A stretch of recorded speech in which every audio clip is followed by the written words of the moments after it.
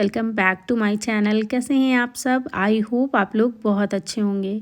तो अभी सुबह का टाइम है और मैं आ चुकी हूँ किचन में। और जैसे कि आप लोगों ने अगर मेरा कल का व्लॉग देखा होगा तो आप लोगों को पता होगा कि कल जितने भी काम थे वो मैंने सारे निपटाए थे। तो ज़्यादातर उनमें से क्लीनिंग वाले थे। जैसे कि मैंने फ़्रिज को क्लीन किया था, तो फ्रिज की डीप क्लीनिंग किया था।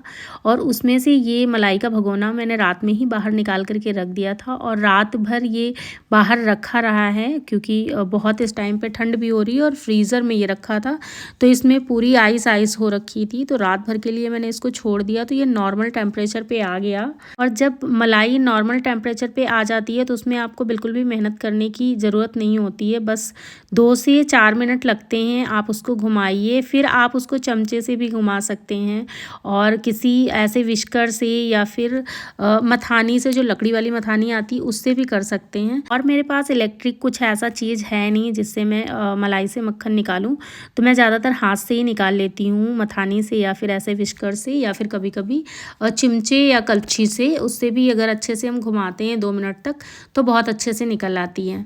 तो ऐसे देखिए मैंने विस्कर से किया है और सारा मक्खन बाहर आ गया है। और मक्खन ना ये बहुत टाइट टाइट इसलिए नहीं बंधा है कि रात भर के लिए बाहर था, तो ये ठंडा तो बिल्कुल है नहीं, बिल्कुल भी ठंडा नहीं है, तो इसलिए ये मक्खन ऐसा है। देखिए फिर भी बहुत अच्छे तरीके से निकल आया है।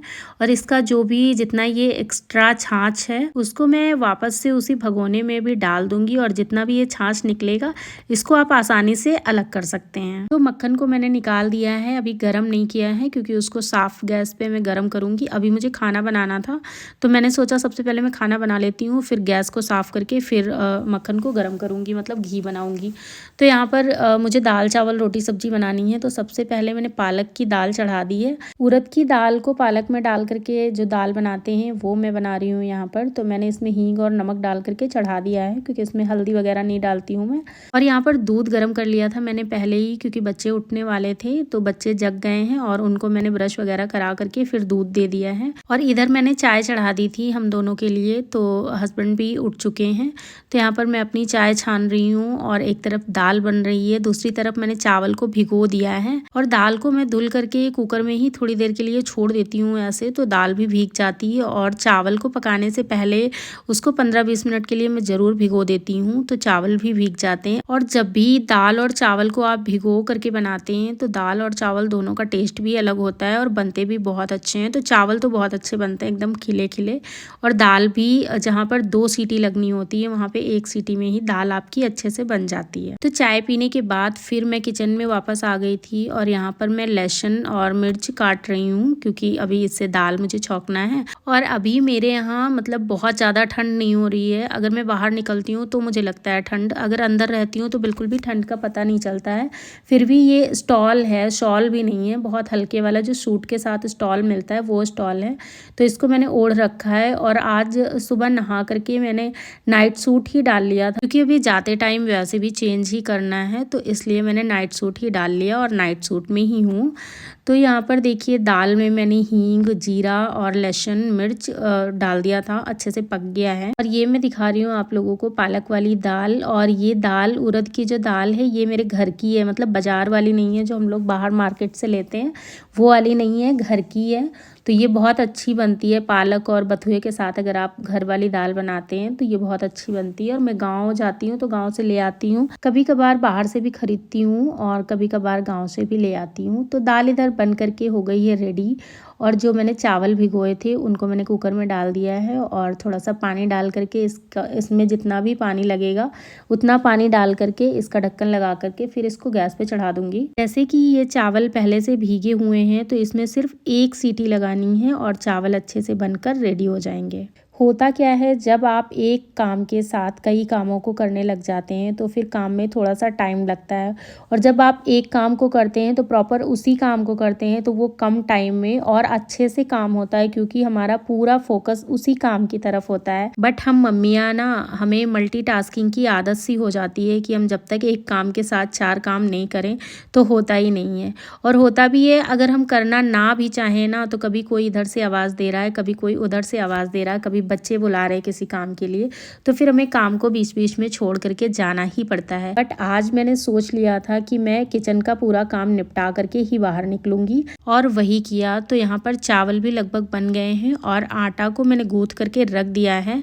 और ये जो आटा वाले बर्तन थे ये लगे हाथ मुझे धुलने थे, तो फटाफट मैंने धुल लिया। और इधर देखिए चावल में सीटी भी आ गई है, तो इसको बंद कर देते हैं और इधर जो भी चीज़ें फैली पड़ी हैं उनको ठीक करेंगे। तो यहाँ पर जो भी सब्जियों का वेस्ट था इसको मैंने ऐसे ही इस छोटी सी बास्केट में पॉलीथीन लगा करके फिर ऐसे रखती हूँ। तो पॉलीथीन निकाल करके सीधे आप डस्टबिन में डाल सकते हैं। लेकिन मेरे यहाँ बाहर गेट पर गाय आती है तो मैं बाहर डाल देती हूँ। तो हरी चीज़ें जो भी सब्जियों के छिलके वगैरह होते हैं वो गाय खा लेती है, और घर में जो भी खाना बचता है वो भी गाय के लिए मैं डाल देती हूँ, तो गाय खा लेती है। तो मुझे डस्टबिन में डालने की ज़रूरत नहीं पड़ती है। तो यहाँ पे जो भी बर्तन थे छोटे मोटे वो लगे हाथ मैंने कर दिया है। और ये बास्केट देखिए तुरंत ही मैंने धुल करके इनको वापस से इनकी जगह पर रख दिया है।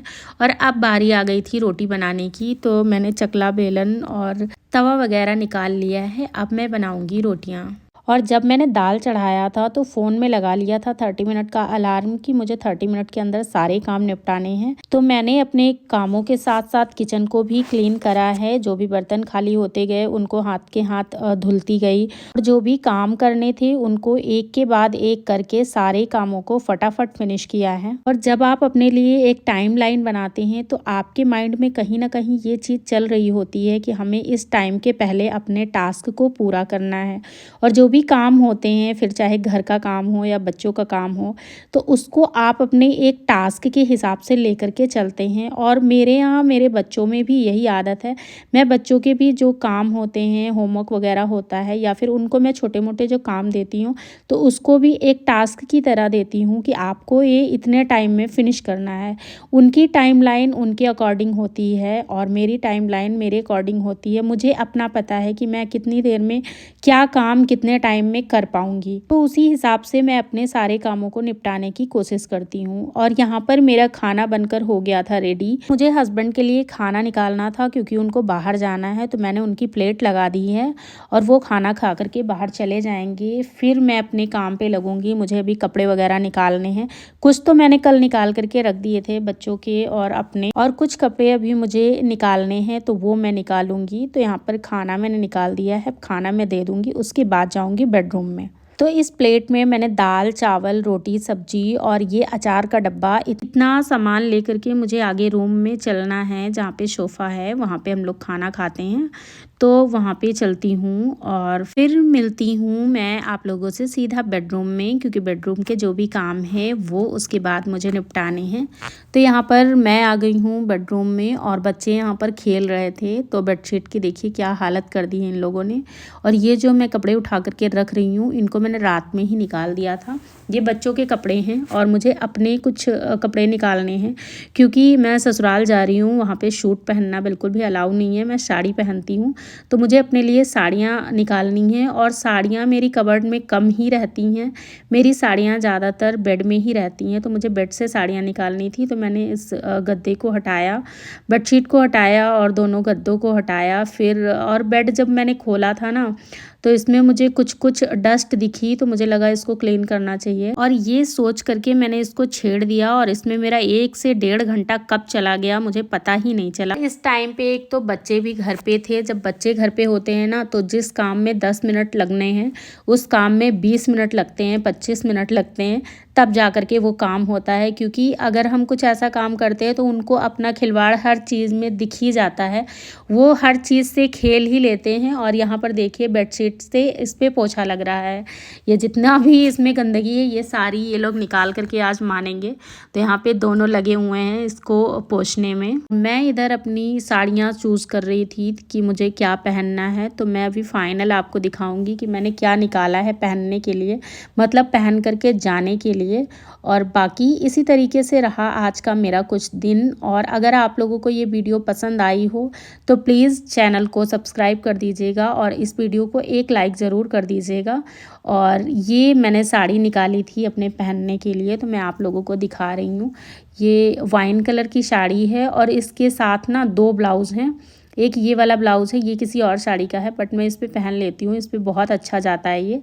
तो एक ये वाला ब्लाउज़ रखा है और एक इसके साथ जो ब्लाउज़ है वो वाला ब्लाउज़ है।